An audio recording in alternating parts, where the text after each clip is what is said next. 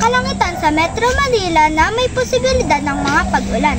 Ang temperatura ay magiging mula 25 hanggang 30 degrees Celsius. Mag-ingat sa paglabas at dalhin ang payong. Ipunta natin kay Maxine Briley ang mic. Maraming salamat, Arian Joyce Bartolo.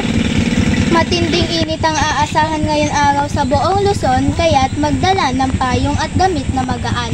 Pasa sa iyo, Hershey Kate Eusebio. Maraming salamat, Maxine Briley DC Lincoln. Mga importante para maging ligtas sa mainit na panahon. Uminom ng maraming tubig. Magsuot ng angkop na damit.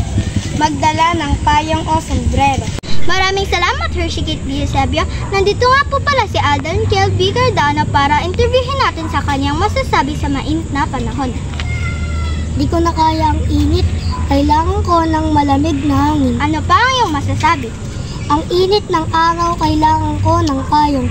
Sobrang alinsangan, hindi ko na kaya ang init.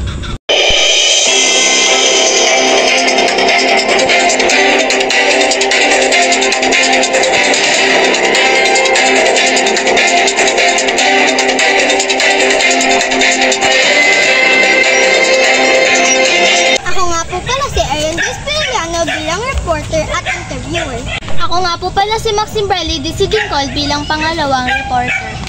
Ako nga po pala si Hershey Kate Eusebio bilang pangatlong reporter. Ako nga po pala si Alden Kelby Cardano bilang in-interview ni Arian Joyce. Ako nga po pala si Alessia Medina Narciso bilang editor.